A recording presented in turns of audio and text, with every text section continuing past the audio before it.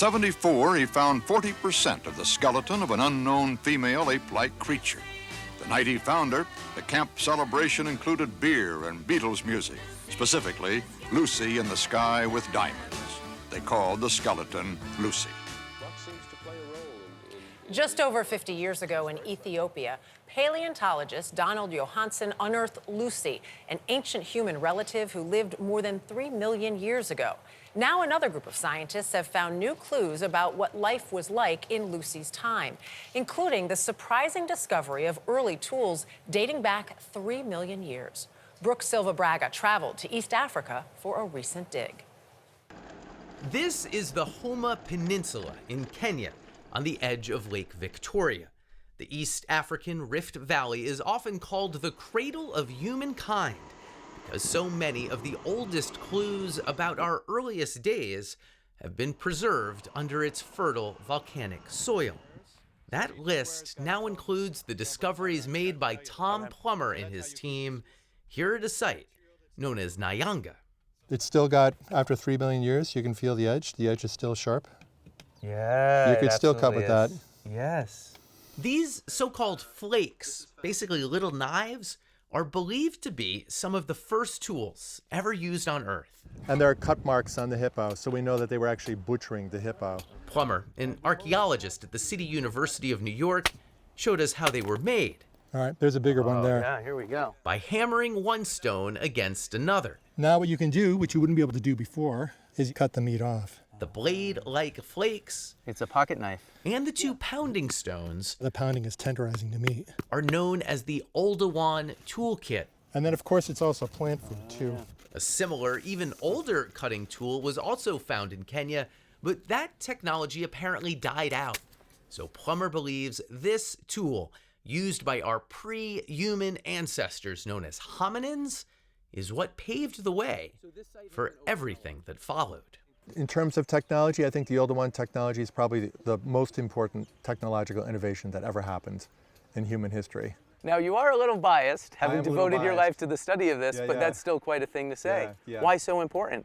It allowed hominins to access a whole array of foods that they would never have had access to before. Fueling body size increase, that's fueling brain size increase. There's a feedback loop that starts, and as you get more sophisticated hominins with bigger brains, they start doing more with technology.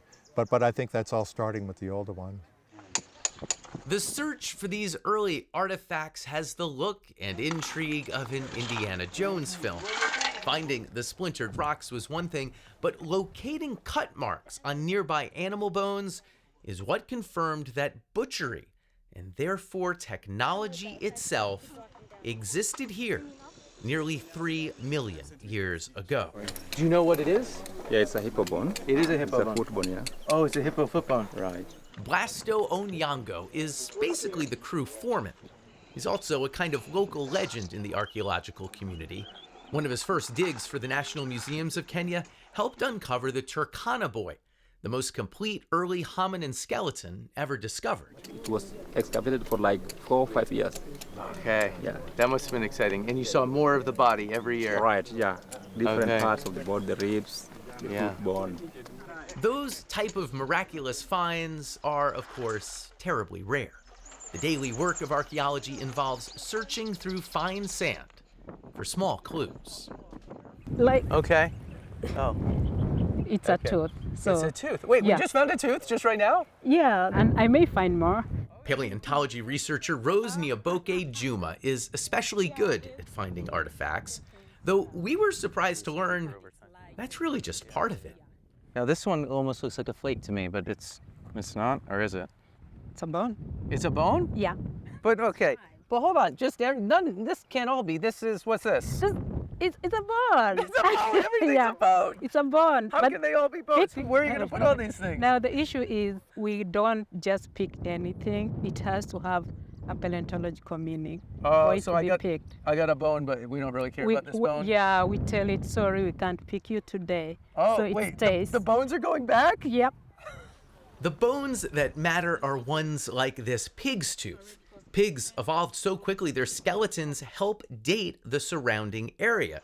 The site is too old for carbon dating, and the ancient volcanic ash makes other dating methods so hard, the area had been mostly abandoned by researchers after artifacts from the Homa Peninsula led to inaccurate claims about human origins.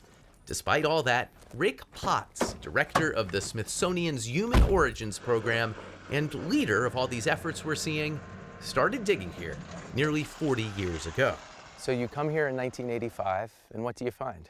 Well, what we found was a place that's difficult to date.